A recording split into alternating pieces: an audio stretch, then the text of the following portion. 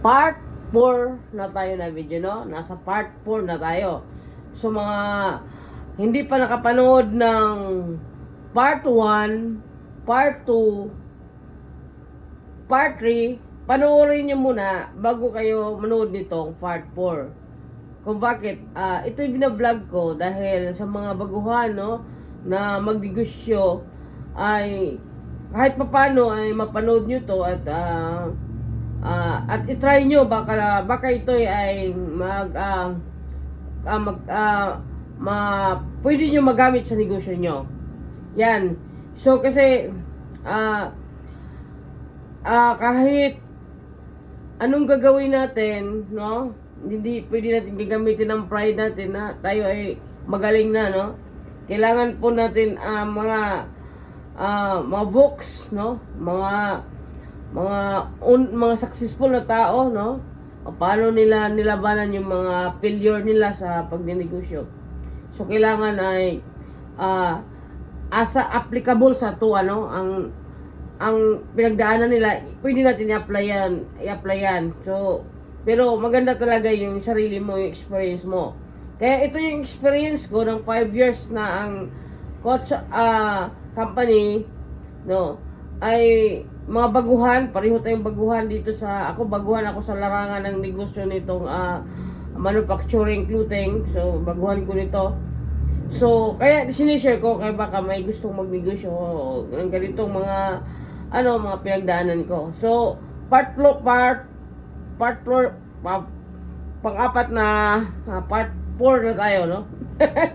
So bago sa lahat, mag-subscribe muna, no? Mga hindi pa nakasubscribe dyan, no?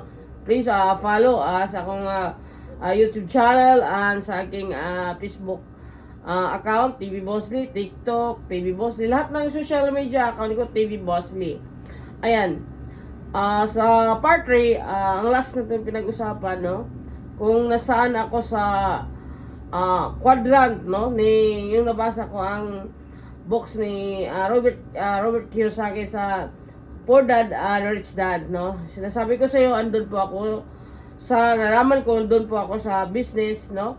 Magbuo ng sistema, no? System. So paano magbuo ng system? At sa madaling salita ay pinag-aralan ko ang lahat na 'yon, o paano maging leverage ang business. Pero bago sa lahat, syempre, bago tayo maging pagkwento na itong iba, so umpisahan po natin ay nag-open po tayo ng binuksan na po natin ang business permit. So nagkuha tayo DTI, tapos na-registered na natin, tapos pumunta na tayo sa ating post office, punta na tayo sa BIR, punta sa ating munisipyo, at yun, so nag-umpisa na legal ang ating business. So sole proprietor. Siyempre, kahit trial error pa tayo, pero in the long term, no? Saka natin pag-usapan yan. Paano mangyayari yan? Siyempre, doon mo tayo sa pinagdanan ko. So, dahil nag-aaral po, nabasa ko ang books na paano magbuo ng sistema. So, ang system ay binubuo ko sa sarili ko. Binabasa ko ang mga system sa ibang mga mentor, sa ibang nabasa ko sa book, at saka sa iba sa naka-experience sa negosyo. Mayroon ako natutunan pero hindi applicable sa akin. Dahil ang system, mabuo mo lang yan pag ikaw na mismo ang magtatrabaho. So ngayon, nagbuo po ako ng sole proprietor ang aking business, pero dahil gusto ko itong ma-leverage, gusto ko po itong tinuruan ko po yung mga empleyado ko ng corporate na ang galaw namin. Ang galawan namin corporate na. So mayroon na po akong so madaling salita na tayo sa part 4. Karoon po ako ng sole proprietor po ako, pero nagkaroon na ako ng HR, bookkeeper, CPE, kumpleto. Lahat ng may lawyer na po yung company ko. Lahat ng trabaho ng corporate company ay ito'y kahit sole ito ay ina-apply ko na. Kaya hindi lang kasi short term yung isip ko. Long term ako. In the future, ang goal ay maging corporate ito. So, ganun yun. So, ngayon, habang nag-aaral ako, no? Reading the books, tapos nagtatrabaho, hardworking, tinuturuan ko yung, nagturo ako ng mga magiging leader ko. Hindi ako nag-focus sa mababang, empleyado ng mga mababang, yung bagang, mga direct sa mga production, no? Mga production, kundi bumuo ko ng maraming leader. Bilang isang leader, so bumuo ko ng bumuo ko ng leader. So yun ang sikreto ng coach. So bumuo ako, no, ng admin na magiging pundasyon, no. Bumuo ako ng na sa loob ng opisina. Bumuo din ako ng sa production ng mga tao. So yan, ang ginawa ko, ni-apply ko yung leverage, no, leverage business, no. Yan, so pagkatapos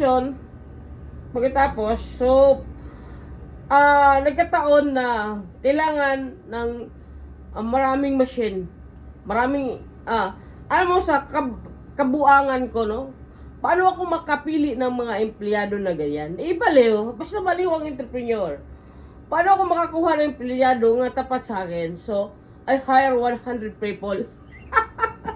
100 people na tao na binuksan ko yung kumpanya. 100 people na wala silang alam ano gagawin.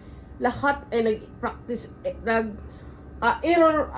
testing error, at yung karakter nila, no, ang karakter nila pinipili ko, no, pinipilian ko sino talaga ang maging leader, sino talaga ang maging tapat. So posible sa 100 katao na i-hire ko, hindi ako makapili dito. Di ba?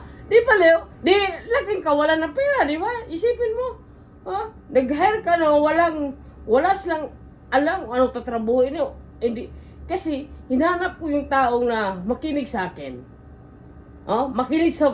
Naghanap din ako ng leader na makinig sa akin. Nag-hire ako ng mga professional.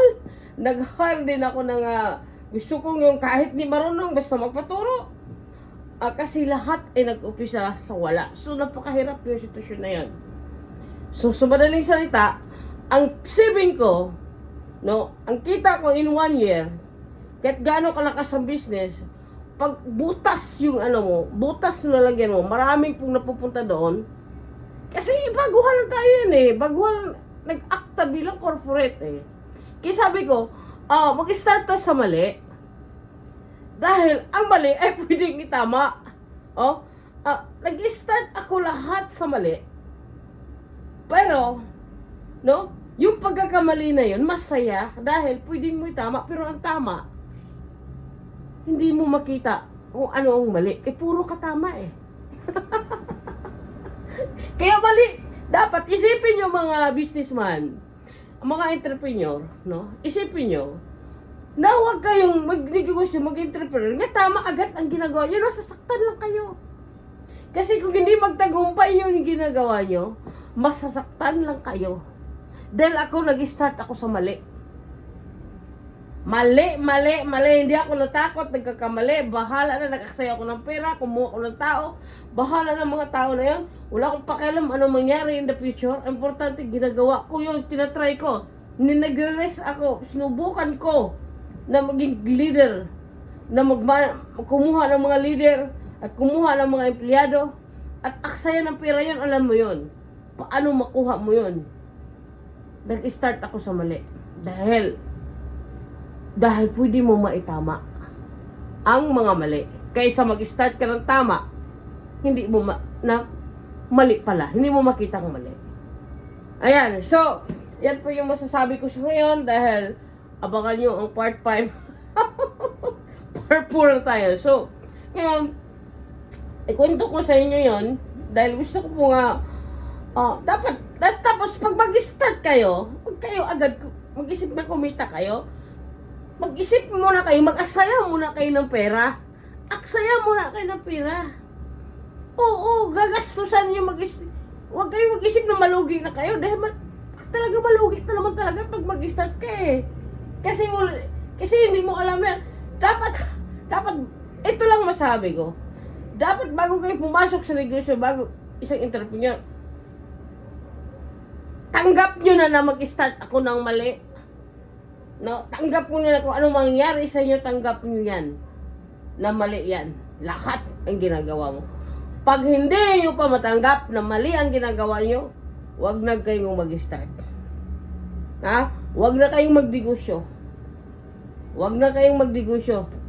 Dahil lahat ng expectation nyo na tama ang ginagawa nyo, the final answer is mali.